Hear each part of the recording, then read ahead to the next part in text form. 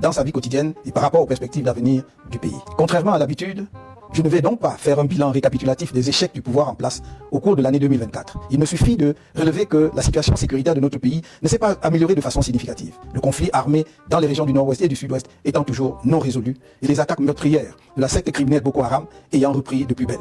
Que nos performances économiques sont loin derrière celles de pays de niveau comparable en Afrique, cependant que notre endettement public ne cesse de s'aggraver et a des taux d'intérêt quasi usuraires pour des investissements invisibles ou inachevés à date, mettant ainsi un lourd fardeau sur les épaules de nos enfants qui devront payer pour notre légèreté et nos malversations. Que la situation scolaire est catastrophique et sur le plan social, en particulier avec une hausse continue des prix des denrées de première nécessité qui rend le coût de la vie insupportable pour nos populations, en particulier les plus pauvres et les plus vulnérables. Que l'augmentation successive des prix des carburants, sous le prétexte mensonger de la suppression des subventions de l'État, contribue à la cherté de la vie, alors que notre pays est un producteur de pétrole, si modeste soit-il. L'état catastrophique des infrastructures routières, notamment les pénuries chroniques d'eau potable et les coupures intempestives de l'électricité, qui détruisent les outils de production des entreprises, complique la vie des ménages et empêche naturellement l'industrialisation du pays. Bref, le septennat volé qui s'achève en 2025 aura été véritablement un gâchis pour notre pays. Le septennat des grandes opportunités est devenu celui des grandes désillusions et de la déprime nationale. Le candidat de la force de l'expérience a disparu pour laisser place à un gouvernement de la force sans expérience, qui répand la terreur pour essayer de soumettre les Camerounais. Mal lui en prend. Le mérite seul de ce septennat est de convaincre une écrasante majorité des Camerounais de la nécessité urgente d'un changement par l'alternance politique dans notre pays. Par conséquent, je vais focaliser mon propos sur ce qui nous attend en 2025 et faire une esquisse de ce que nous pourrons faire ensemble dans les mois et les années à venir pour redresser l'économie, la situation sociale et culturelle de notre pays et assurer le rayonnement international du Cameroun. Camerounaises, Camerounais, mes chers compatriotes, quand bien même on ne voudrait pas brosser un tableau de l'économie camerounaise pour l'année qui s'achève, il est difficile de ne pas revenir sur un grossier mensonge économique du gouvernement, soutenu par le Fonds monétaire international, consigné dans la loi de finances de 2025, à savoir la duperie de la subvention par l'État des produits pétroliers au Cameroun. Une subvention est une aide financière se traduisant par une prise en charge d'une partie du prix de revient d'un produit par l'État. L'examen de la structure des prix des carburants à la pompe ne laisse percevoir aucune trace de subvention. Le pouvoir en place et le FMI mentent donc de manière éhontée au peuple camerounais. Le rapport mensuel le plus récent de la Caisse de stabilisation des prix des hydrocarbures indique qu'en ce mois de décembre 2024, le prix de revient d'un litre de super au port de Douala est de 369 francs CFA. Le consommateur final l'obtient à la pompe à Douala et à Yaoundé au prix de 840 francs CFA, soit plus du double du prix de revient, sachant que ce prix à la pompe est encore plus cher dans toutes les autres localités du pays avec les frais de transport. Toute subvention de l'État aurait conduit à un prix inférieur à 369 francs CFA.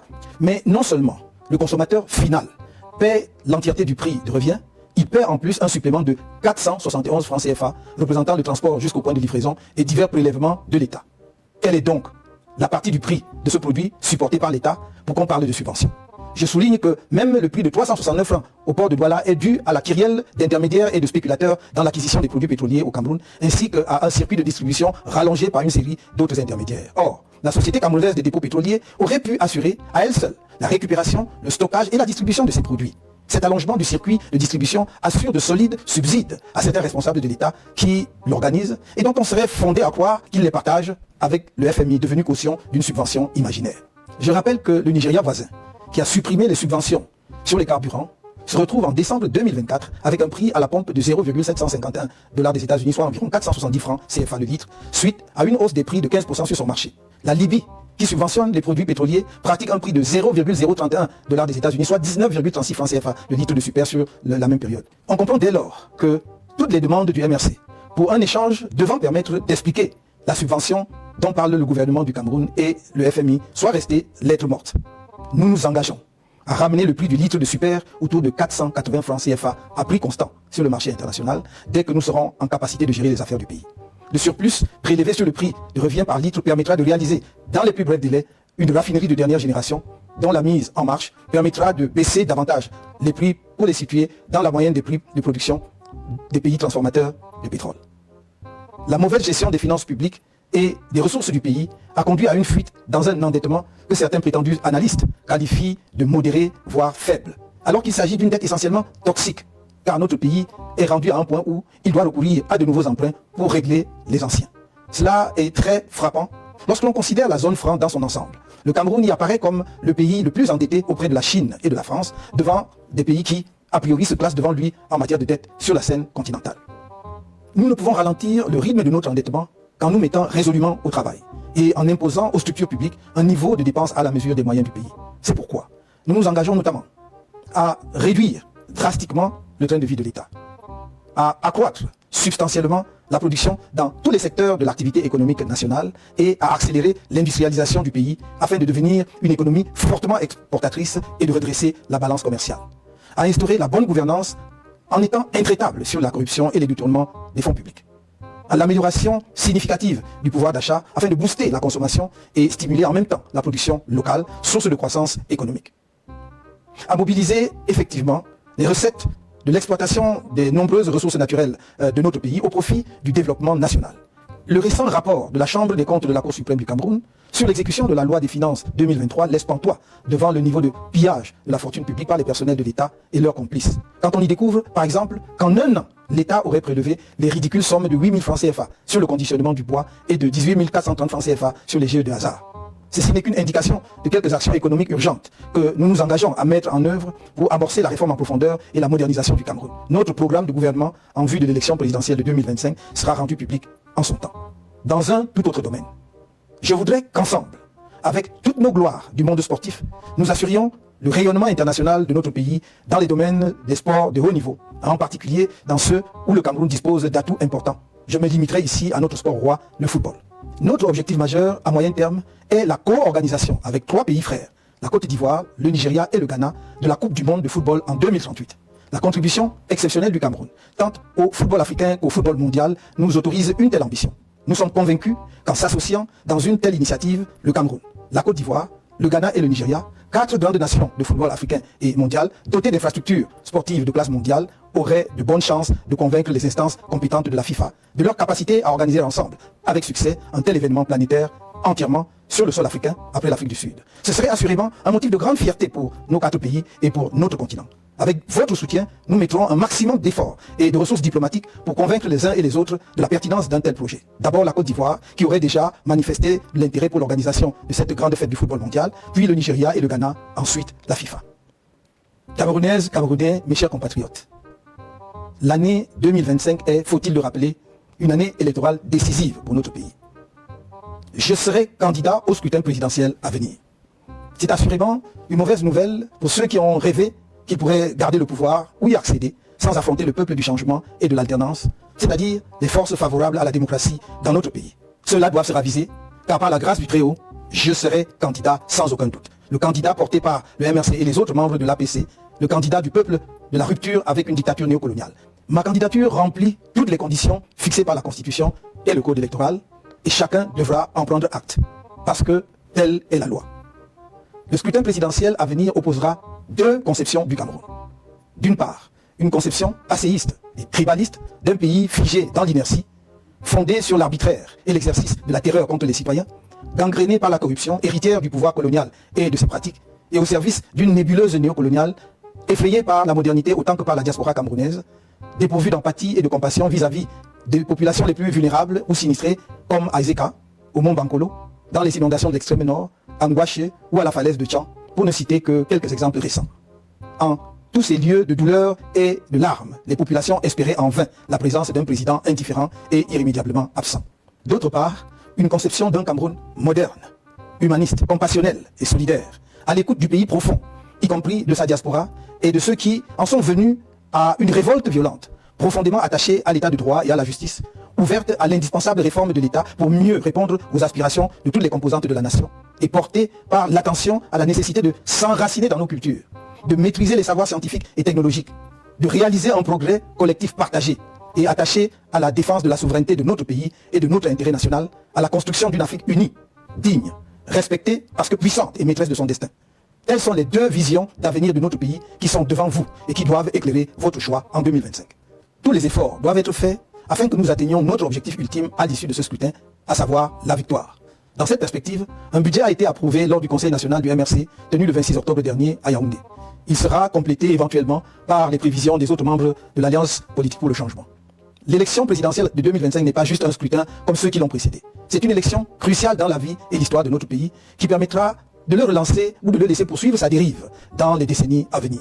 C'est pourquoi J'en appelle à notre sursaut collectif face au candidat du pouvoir, qui qu'il soit, car le candidat du RDPC bénéficiera, comme d'habitude, des financements illimités de l'État, des grandes entreprises, des femmes et hommes d'affaires les plus riches du pays, voire du discret soutien de certains pays étrangers. La contribution de chacun au financement de notre participation digne et efficiente au scrutin à venir est donc indispensable. Nous lancerons la campagne de collecte des contributions au cours du mois de janvier. En prévision de cette opération vitale et dans un souci de transparence, nous avons écrit au ministre des Finances et au ministre de l'Administration territoriale, ainsi qu'au délégué général à la Sûreté nationale depuis le 5 novembre 2024. Non seulement pour les en informer, mais aussi pour leur demander expressément de nous accompagner dans cette opération afin d'éviter toute spéculation inutile ou malveillante sur les résultats de la collecte et son utilisation. Une bonne élection, c'est d'abord une élection crédible, qui n'est possible que si les organismes en charge de l'organisation de ces élections et de l'arbitrer sont eux-mêmes crédibles. Et l'ECAM a un rôle essentiel à jouer pour garantir des élections transparentes, justes et libres et apaisées dans notre pays. L'expérience tirée de notre participation au double scrutin législatif et municipal de 2013 et plus encore de l'élection présidentielle du 7 octobre 2018 montre un arbitre de jeu électoral plutôt partisan. Une illustration récente est l'attitude de l'ECAM pendant l'année 2024, alors que les Camerounais se mobilisaient comme jamais auparavant pour les inscriptions sur les listes électorales et qu'on se serait attendu à ce que l'ECAM les y encourage avec enthousiasme. On a tous été témoins des manœuvres d'obstruction engagées en particulier par la direction générale de l'ECAM. Cette tare qui inspire à la population le sentiment que tout est joué d'avance doit être corrigé, impérativement, avant le prochain scrutin présidentiel. C'est l'occasion de rappeler une fois de plus que l'article 80 du Code électoral dispose, je cite, qu'à l'issue des opérations de révision et au vu des documents et données communiqués par les démembrements régionaux d'Élections Cameroun, le directeur général des élections établit et rend public la liste électorale nationale au plus tard le 30 décembre. Fin de citation. Nous sommes aujourd'hui le 31 décembre 2024. Dans quelques heures, nous serons en 2025 et la liste électorale nationale n'est toujours pas rendue publique. Le MRC ne laissera pas une telle forfaiture sans suite légale appropriée et ne fera aucune concession sur quelque violation que ce soit du code électoral. C'est dans cet esprit que nous avons saisi les tribunaux pour constater et sanctionner les violations de la loi portant organisation et fonctionnement du Conseil constitutionnel par certains de ses membres, dont son président. En ce qui concerne le comportement de l'ECAM et de certains acteurs techniques du processus électoral, je constate que l'ECAM a toujours du mal à appréhender son rôle d'origine, c'est-à-dire d'organe neutre, garant d'élections libres, transparentes et apaisées au Cameroun. Et l'ECAM doit se souvenir de l'histoire électorale dans notre pays et surtout pourquoi et comment on en est venu à sa création. Si les membres de cet organisme pensent seulement au décret de leur nomination et oublient leur indépendance, leur responsabilité et leur devoir impérieux vis-à-vis de la nation, ils feront courir à notre pays de graves périls engendrés par des crises électorales inutiles. S'agissant des partenaires techniques de l'ECAM, l'Allemagne qui a souffert gravement dans son histoire des dérives totalitaires d'un régime politique et qui surmonta admirablement cette épreuve est bien placée pour comprendre la frustration du peuple camerounais face au comportement inacceptable de certaines sociétés allemandes qui accompagnent l'organe électoral camerounais.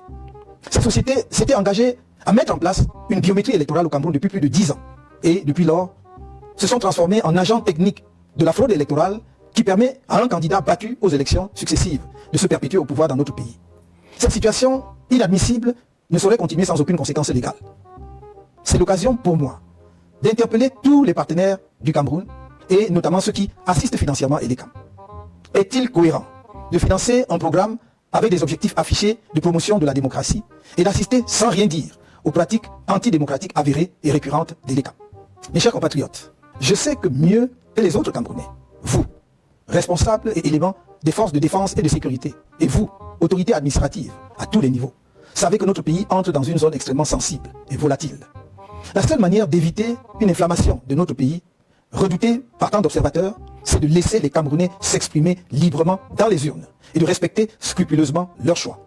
Vous devez vous assurer, chacun de vos corps en ce qui le concerne, que l'élection présidentielle aura lieu dans la transparence totale et dans la paix.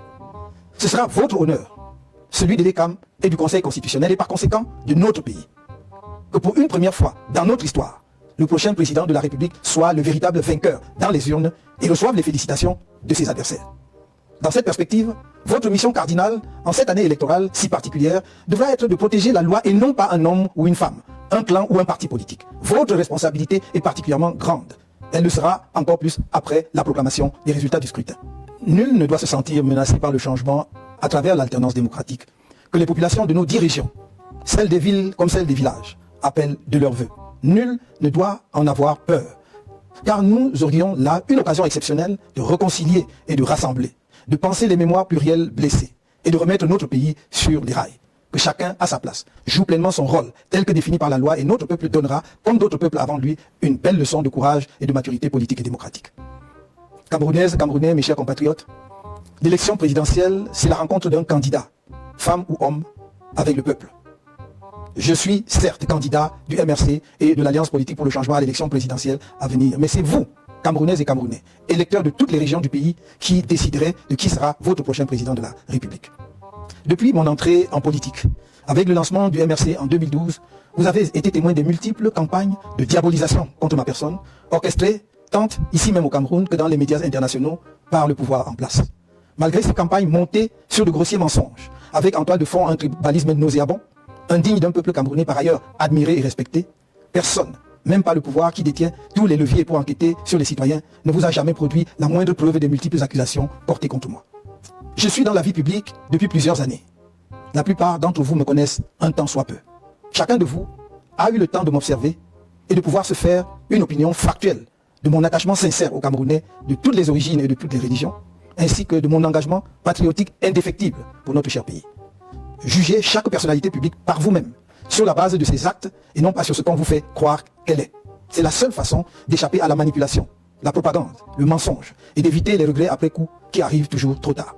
Dans cet esprit, je lance une fois de plus, comme je n'ai cessé de le faire solennellement, au moins depuis la convention du MRC de 2017, un appel en direction de mes compatriotes du RDPC, habités par le désir du changement et de sauvetage de notre pays. Je leur redis que mes bras leur restent largement ouverts. Ma conviction profonde est qu'on ne peut pas nourrir l'ambition de construire un pays en excluant du chantier national certaines de ses filles et de ses fils pour leurs choix politiques passés. Je sais qu'il y a dans les rangs du RDPC des femmes et des hommes de qualité qui, malheureusement, n'ont jamais pu exprimer la plénitude de leur talent. J'aurais besoin d'eux pour sortir notre pays de la misère structurelle où il a été plongé, du fait des mauvais choix politiques faits au sommet de l'État depuis 42 ans. J'ai besoin de toutes les énergies pour remettre le Cameroun au travail, dans l'ordre et la discipline, afin de réaliser le progrès partagé de toutes les populations et son rayonnement international. Dans le même élan, je m'engage, dans le cadre d'une réconciliation nationale nourrie par notre histoire politique profonde, où nos grands héros nationalistes, dont Ruben Oumniobé, Roland Félix Moumié, Ernest Wandier, Abel Kingé, Castor Osende Afana, Ndetou Massa, Marthe et Kemeyon Moumié, pour n'en citer que quelques-uns, seront effectivement réhabilités et célébrés à la mesure de leur sacrifice pour notre nation, et où sera organisé le retour des restes du premier président de la République, Amadou Ahidjo, dans son pays natal. Je ne saurais terminer ce message sans dire à mes compatriotes du Nord-Ouest et du Sud-Ouest qu'avec leur soutien en 2025, une fois accédé à la tête de l'État, une de mes premières décisions sera de libérer tous les prisonniers politiques anglophones, de permettre aux exilés anglophones de revenir au pays et de convoquer un vrai dialogue national inclusif sur la question anglophone. Tous les sujets politiques relatifs au règlement de cette question, dans le respect de nos héritages culturels respectifs, seront abordés sans tabou, y compris l'instauration dans notre pays du fédéralisme. À ce dialogue national inclusif seront conviées toutes les parties prenantes à la guerre civile inutile qui a ravagé ces régions, y compris les différents mouvements armés. Je veux arrêter cette sale guerre que certains ont imposée à notre pays depuis 8 ans maintenant. Nous pouvons l'arrêter. Nous devons ensemble l'arrêter pour enfin envisager sereinement la reconstruction des régions concernées et l'ensemble de notre pays. De même, je puis assurer mes compatriotes des régions de l'extrême nord, du nord et de la Damoa, qui ont tant donné au pouvoir en place, mais qui sont abandonnés sans état d'âme, à une misère choquante et à la merci de l'insécurité, de notre engagement à prendre toutes les mesures nécessaires pour le relèvement économique et social des 3 régions concernées et à mettre à la disposition de l'armée camerounaise tous les moyens conséquents pour sécuriser nos frontières orientales afin d'endiguer les attaques terroristes de la secte Boko Haram qui perturbent leur quotidien depuis plus de 10 ans. S'agissant de la lutte politique en cours, j'ai une pensée particulière pour nos nombreux compatriotes qui purgent encore des peines de prison arbitraires et illégales malgré l'avis du groupe de travail sur la détention arbitraire de l'ONU en date du 4 novembre 2022. L'État du Cameroun foule au pied cet avis alors qu'il s'impose à lui en raison de la ratification par notre pays du Pacte international relatif aux droits civils et politiques de 1966. Enfin, je voudrais être très clair pour tous nos compatriotes qui seront en charge de maintenir l'ordre public au cours de l'année 2025. Plus jamais, le MRC ne tolérera la barbarie que certaines autorités administratives, éléments des forces de sécurité et magistrats ont fait subir à ses militants et sympathisants. Chaque tortionnaire d'un de nos militants ou sympathisants sera personnellement tenu responsable. Il sera poursuivi jusqu'à la fin de ses jours. À toute fin utile, je rappelle aux uns et aux autres que la torture est un crime imprescriptible et qu'en tant que crime contre l'humanité, il peut faire l'objet de poursuites devant des tribunaux étrangers. je réitère également que nous danserons sur le rythme que choisira le régime. Et que si le peuple camerounais devait être placé en situation de légitime défense, il exercerait sa légitime défense. Mes chers compatriotes, le soutien que je sollicite de vous passe par une inscription massive sur les listes électorales de l'ECAM dès le 2 janvier 2025. Pour ceux et celles qui ne sont pas encore inscrits, la campagne d'inscription qui s'ouvre le 2 janvier sera la dernière avant le scrutin présidentiel que nous attendons tous. Mesdames et messieurs, les acteurs politiques et de la société civile, étudiants, universitaires, intellectuels, femmes et hommes des arts, leaders religieux de tous bords, autorités traditionnelles, nous avons un rendez-vous avec l'histoire dans quelques mois, à un moment où notre pays, le Cameroun, est à la croisée des chemins. Nous n'avons pas le droit de manquer ce rendez-vous. Nos désaccords et autres petites querelles habituelles doivent être tus devant l'enjeu politique qui se joue autour du scrutin présidentiel à venir. C'est pourquoi j'appelle à un grand rassemblement pour un sursaut national en 2025, par les urnes et dans la paix. N'ayez pas peur. Je le répète, n'ayez pas peur. L'agitation, la gesticulation, les provocations et menaces incessantes que vous entendez sont les derniers soubresauts de quelques extrémistes d'un régime qui a fait trop de mal à notre pays et qui sait lui-même qu'il est au bout de sa course. Ne vous laissez ni distraire, ni impressionner. Ces extrémistes du régime ont beau déployer le spectre de la terreur et du chaos, ils ne triompheront pas face au peuple camerounais debout. L'avenir nous tend les bras, saisissons-les. Bonne et heureuse année 2025, dans la douceur d'un Cameroun porté par le souffle de l'espoir. Je ne vous trahirai pas. Que Dieu élève notre pays.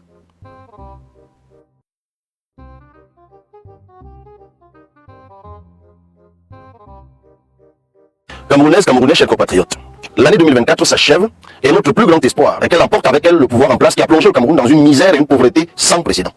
Le rêve et l'espoir de 1982 se sont transformés, 43 ans après, en énorme cauchemar et déception. Il faut donc stopper tout de suite la tragédie. Chers compatriotes, nous assistons au chaos lent, au spectacle désolant des membres d'un même gouvernement, des militants d'un même parti politique qui s'opposent et s'affrontent à cause de leurs échecs qui ont plongé notre pays dans une situation de délabrement avancé. Ils n'arrivent plus à masquer les scandales qu'ils ont créés et entretenus eux-mêmes. Scandale dans la construction des stades, plus de 300 milliards volés. Scandale dans la lutte contre le Covid, près de 1000 milliards détournés. Scandale dans la construction et l'entretien des routes, plus de 3000 milliards volés. Scandale dans la vente de notre pétrole, près de 800 milliards volatilisés. Scandale dans l'aménagement urbain, il vaut mieux ne pas donner de chiffres, ce pourrait être honteux pour la dame qui en a la charge. Scandale au sommet de l'État où de forts soupçons de trafic en tout genre impliqueraient les plus proches collaborateurs et la famille même du chef de l'État. Le Cameroun que nous appelions notre beau pays ressemble désormais aux nombreuses poubelles qui jonchent les rues de nos villes. Tout est pourri et c'est tellement mauvais que même les auteurs et acteurs de cette situation se tirent dessus. Ministres, maires, directeurs généraux d'entreprises publiques, députés, chefs de délégation permanente, présidents de sections et sous-sections, militants révoltés, chefs traditionnels et élites membres du parti au pouvoir. Le chaos s'est installé chez eux et ils veulent nous entraîner dans leur chute. Notre pays est une calamité à cause d'une poignée d'individus qui bénéficient du décret du président Paul Biya et qui lui demandent 43 ans après, comme président de la République, 63 ans après de service et 92 ans d'âge de se représenter alors qu'il n'arrive plus véritablement à diriger le pays. Nous savons que leur seul objectif à travers cet appel est de continuer de piller les caisses de l'État parce qu'ils disent eux-mêmes que le président est trop vieux, affaibli et totalement dépendant. Ils veulent continuer de faire des jeunes, des esclaves et mendiants et faire recoloniser notre pays. Ces gens ont tellement voulu qu'il n'y a plus de route. Les accidents mortels se multiplient, pas d'eau, pas d'électricité. La poubelle nous envahit, la maladie nous terrasse, faute de moyens pour nous soigner. La famine progresse, les enseignants sont clochardisés, les écoles délabrées, l'éducation des enfants hypothéquée, la retraite des parents compromise, le chômage, la misère et la pauvreté nous frappent. Bref, nous sommes au bord de l'abîme. Voilà le Cameroun tel qu'il est, et ils estiment que ce n'est pas assez. Ils veulent nous enterrer vivants. Mais notre survie dépend de notre capacité et de notre détermination à les dégager. Chers compatriotes, l'année 2025 arrive et avec elle, l'espoir d'avoir un nouveau président et un pouvoir de rupture qui va offrir aux Camerounais justice sociale, partage équitable des fruits de la croissance, développement réel et palpable, respect de l'état de droit, sécurité juridique des citoyens, démocratie véritable. Je veux partager avec vous ma détermination à transformer profondément notre pays, afin que chacune et chacun du nord au sud et de l'est à l'ouest vive mieux. De Dakar à Washington, de Nouakchott à N'Djamena ou de Bamako à Cotonou, je suis allé voir comment nos frères en Afrique et dans le monde travaillent à mettre en place de nouveaux dirigeants pour améliorer leur quotidien et se développer. Toutes ces transformations, ce désir de mieux être et de mieux vivre, ressemble à ce que j'ai vu pour mon pays. Oui, après avoir longtemps et durement travaillé avec de jeunes cadres d'administration, avec des aînés plus expérimentés, avec nos frères de la diaspora et ceci dans divers domaines pointus, voici quelques mesures phares de notre ambitieux programme pour le décollage de notre pays et l'amélioration des conditions de vie des Camerounais, si vous me faites confiance, à l'issue de l'élection présidentielle de 2025. Des choses simples. Nous allons doter chaque commune d'un camion 4x4 à haute suspension. Son travail sera d'aider nos agriculteurs à transporter leurs produits vivriers des champs jusque dans les marchés. Nous allons installer 60 unités de production de farine à base de patates, igname et manioc la première année et le double l'année suivante dans les principaux bassins de production pour que la transformation devienne une obsession. Nous allons donner à chaque mairie 2 milliards de francs CFA pour accélérer le développement local. C'est la décentralisation. Cette dotation sera gérée sous le contrôle des populations qui seront associées au choix des investissements, aux travaux à réaliser, à la sélection des prestataires, au contrôle des prix des prestations pour éliminer la corruption des ordonnateurs et l'arnaque des prestataires. Tout va se faire dans la transparence et dans l'intérêt des populations. Nous allons donner un chèque solidarité d'au moins 10 000 francs à chaque élève du primaire. Ils pourront payer leur scolarité ou acheter exclusivement des biens ou services locaux ou directement liés à leur formation. Nous allons donner un chèque études de 25 000 francs à tous les élèves et aux étudiants du public et du privé pour les aider à payer leurs droits universitaires et leur écolage. Le développement de l'école inclusive sera notre priorité et les enfants en situation de handicap auront droit à une réduction de 50 à 100% des charges scolaires. Nous allons améliorer la formation des professionnels de santé et payer une bourse mensuelle aux étudiants des facultés de médecine et soins infirmiers dès la 4e année. Un lycée technique et professionnel sera créé et équipé dans chaque département et proposera en plus des filières agricoles et pastorales. Ainsi, dès la classe de 6e, on formera dans les principaux métiers techniques et artistiques. Nous aurons ainsi à court terme une main-d'œuvre importante et qualifiée pour développer le Made in Cameroun. Chaque année, les 10 000 meilleurs élèves et étudiants recevront une bourse d'au moins 50 000 francs CFA. Nous allons affecter prioritairement les fonds récupérés dans les procès Glencore, Bourbon, Covid, routes et autres complexes sportifs estimés à 1800 milliards au paiement des arriérés et salaires des enseignants et personnels de santé. Le fonds spécial de développement des industries créatives et culturelles sera de 5 milliards de francs CFA. À côté de ce fonds, nous allons construire dans chaque arrondissement un complexe omnisport et culturel en matériaux locaux. Les infrastructures sportives et culturelles seront valorisées pour permettre à toutes les disciplines de produire des talents. Le tourisme fera corps avec les arts pour attirer les étrangers. Le Festival national des arts et de la culture et le comice agro-pastoral se tiendront en alternance tous les 2 ans. Nous allons transformer la Sodécoton et la SICAM pour en faire un géant de l'industrie textile et assurer la transformation locale de notre coton qui est parmi les meilleurs du monde. Cette industrialisation du secteur du coton permettra de mieux payer les cotonculteurs. Nous avons déjà étudié l'ouverture des filières textiles dans le secondaire et le supérieur. Le Brésil se propose de nous accompagner dans l'industrie du coton, du textile et de la mode qui va former et employer au moins 500 000 Camerounais. D'autres pays nous ont fait des propositions dans divers domaines et nous allons optimiser et diversifier la coopération internationale. Le bois est un autre secteur auquel nous accorderons une attention particulière. Pendant plus de 20 ans, ce gouvernement a trompé les Camerounais en disant qu'il stoppait l'exportation des billes de bois. Mais avec la bénédiction et la complicité d'ailleurs du ministère des Forêts, nos dirigeants et leurs enfants n'ont fait que piller nos forêts et s'enrichir de manière insolente. La Sofibel, et Camplacage, SFID et quelques autres recevront du gouvernement les facilités et crédits suffisants pour la transformation locale du bois et continuer de faire vivre des milliers de Camerounais abandonnés à Belabo, Dimako, Banmayo ou Mbang. Cette transformation locale de notre bois va générer 35 000 emplois bien rémunérés. 30 lycées techniques et 4 universités formeront dans les métiers de la filière bois. Toutes les commandes de mobilier des administrations et services publics et des sociétés d'État seront réservées exclusivement aux fabricants locaux. Et au moins 35% de la commande publique sera réservée aux produits Made in Cameroun.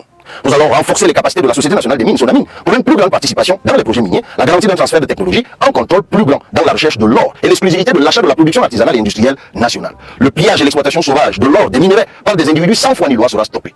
Nous pourrons alors multiplier par 10 au moins notre production d'or et améliorer les conditions de vie des orpailleurs. Nous renforcerons les mesures de transparence dans la gestion de la SNH. La Sonara pour laquelle le gouvernement prélève à nouveau depuis 1 an une taxe spéciale pour sa reconstruction et dont l'argent collecté jusqu'ici n'est visible nulle part, sera reconstruite à 400 milliards. Le raffinage au Cameroun de notre pétrole va permettre de baisser le prix du carburant à la pompe et donc d'augmenter le pouvoir d'achat, de réaliser d'importantes recettes et commencer à rééquilibrer notre balance commerciale. En attendant, nous allons négocier le raffinage de notre brut dans les pays voisins. Les chercheurs et artisans dont les travaux permettent d'améliorer les conditions de vie des populations recevront un accompagnement de l'État pour rendre accessibles leurs inventions et créations. Les violences faites aux femmes et aux enfants seront punies de la peine maximale. La police et les services sociaux seront spécialement équipés et dotés à cet effet. Au plan administratif, nous allons créer de nouvelles régions communautaires en fédérant justement nos différentes communautés. Ainsi pourront apparaître les régions du Nou, du Mbam, de la Grande Sanaga, du Kani et d'Anaï, ainsi de suite. Elles seront autonomes et l'administration sera plus efficace et beaucoup plus proche des administrés. Nous allons donner suffisamment de moyens aux préfets de région, aux sous-préfets pour mener à bien leurs missions administratives. Il en sera de même pour les douanes et les impôts pour un service de qualité débarrassé de corruption. Nous allons moderniser et renforcer l'équipement de la police et de l'armée, affiner la formation des personnels pour prendre en compte les nouvelles menaces et l'évolution technologique. Nous mesurons les sacrifices que nos policiers, gendarmes et militaires consentent pour assurer sans faille leur mission dans ce contexte difficile. Et nous nous inclinons d'ailleurs devant la mémoire de ceux morts en service pour défendre la patrie. Leurs enfants, pupilles de la nation, bénéficieront d'une scolarité gratuite et d'un accompagnement personnalisé. Ces nombreuses mesures appellent à une amélioration générale du fonctionnement de nos administrations. Les détournements massifs et échecs des projets CIGIPES, devenus par des bavardages et agitations inutiles aigles, seront sanctionnés et corrigés. Leurs auteurs rendront gorge, comme ceux qui ont détourné les fonds destinés à la reconstruction des régions du Nord-Ouest et du Sud-Ouest. Nous allons créer une inspection générale de l'administration et une inspection générale des finances publiques. Nous allons dissoudre l'École nationale d'administration et de magistrature, l'Institut supérieur de management public et le programme supérieur de formation en finances publiques. En lieu et place, nous allons créer l'École nationale d'administration et de management public, l'École nationale d'économie et des finances, l'École nationale de la magistrature, des greffes et des professions judiciaires. Chacune de ces écoles aura à terme des instituts régionaux. Nous marcherons main dans la main avec nos frères du Nord-Ouest et du Sud-Ouest et résoudrons par le dialogue franc et sincère les malentendus qui pourraient persister. Mes chers compatriotes, nous avons de nombreuses propositions dans la forme de l'État, la justice, la santé, l'éducation, la formation, le sport, la culture et bien d'autres secteurs qui vont rapidement améliorer notre quotidien. Ils sont contenus dans l'ouvrage programme intitulé Ce que j'ai vu. C'est notre manifeste de la rupture et du progrès. Nous vous les présenterons d'ailleurs en détail dans les prochaines semaines de façon itinérante, même si le ministre de l'administration territoriale a instruit les sous-préfets, le DGSN et le CED d'interdire toute activité du PCRN, malgré les décisions de justice qui nous recommandent de ne pas considérer. Nous assistons au recul des libertés publiques, persécution et musellement des partis politiques qui incarnent l'espoir, harcèlement des organisations de la société civile, violence et emprisonnement arbitraire des avocats. Ils veulent tout désacraliser, surtout les corporations protégées, gardiennes du temple de nos libertés publiques et individuelles. Comble de la décadence, ils annoncent qu'ils vont s'abattre sur les églises et les fermer. Ils trouveront Dieu au milieu de son peuple et sur leur chemin. Ce sont les signes avant-coureurs de la fin de ce système à bout de souffle et les agissements d'un individu désespéré qui n'était d'ailleurs pas un citoyen modèle au vu de ses antécédents judiciaires. Un ministre qui viole lui-même les décisions de justice. C'est aussi ça le système auquel nous avons affaire. Le pouvoir judiciaire doit agir et se souvenir de cela le moment venu. Avec notre manifeste, un autre Cameroun est possible. Un Cameroun meilleur qui protège et libère les énergies. Je profite de cette occasion pour lancer l'initiative La Foi et la Voix, qui est de demander aux prêtres, pasteurs et imams et à tous les autres leaders religieux de toutes les confessions de contribuer à garantir la transparence et la crédibilité des élections. Vous êtes des hommes et des femmes de Dieu. Vous avez la crainte de Dieu. Vous prêchez la vérité. Et pour le respect qu'on a pour une grande majorité d'entre vous, vous pouvez et vous devez jouer un rôle important dans la promotion de la paix, de la justice et de la démocratie dans notre pays à l'occasion de l'élection présidentielle de 2025. Votre implication peut aider à renforcer la confiance dans le processus électoral, prévenir les fraudes et les irrégularités, promouvoir la participation citoyenne et l'éducation civique, favoriser un climat de paix et de stabilité pendant les élections. Il est important que vous, les fidèles croyants les plus sérieux, que vous soyez les yeux des fidèles, les protecteurs du vote, du peuple de Dieu dans les bureaux de vote. Qui mieux que vous peut dire la vérité des urnes? C'est pourquoi nous suggérons que vous travaillez en collaboration avec Elections Cameroun, les partis politiques et les organisations de la société civile pour être les mandataires des candidats dans les bureaux de vote. Votre probité, votre crainte de Dieu sont une garantie d'un résultat transparent et sincère. Les calculs montrent que si chaque croyant, si chaque citoyen mendiant de changement fait un don de 500 francs au moins, il y aura de quoi financer votre participation comme mandataire des candidats et surtout assurer un contrôle efficace et éliminer au maximum la fraude lors du vote, du dépouillement et de la proclamation des résultats. Nous sollicitons également 50 000 enseignants, chers éducateurs. Vos qualités morales, votre courage et votre persévérance font de vous d'excellents mandataires des candidats dans les bureaux de vote. Votre implication sera une leçon inoubliable. Chers Camerounais, dès le 2 janvier 2025, inscrivons-nous massivement sur les listes électorales. Le citoyen exerce son pouvoir de décision que lorsqu'il a sa carte d'électeur. Votre choix, c'est votre vote. Le jour J, allons voter et surveiller notre vote afin d'éviter que ceux qui veulent tout ne volent notre victoire historique qui va tout changer. Avant de finir, Monsieur le Président de la République, permettez-moi de m'adresser directement à vous.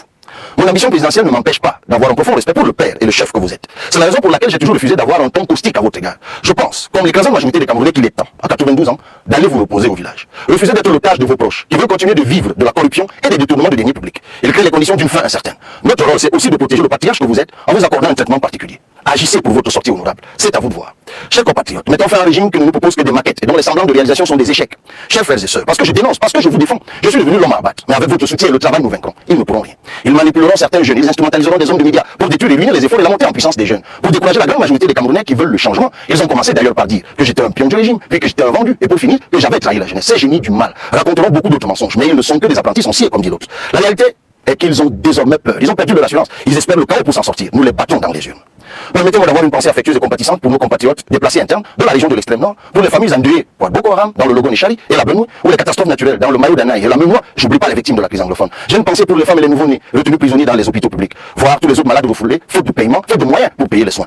Avec nous, le combat de Douala Mangabel reprend. L'œuvre de Osende Afana, Félix Roland Moumier, Ernest Wandi et Ruben Oumiobe se poursuit. Le rêve de Foncha et Augustine Gonjoa va devenir réalité. Heureuse et merveilleuse année 2025 à tous et à chacun.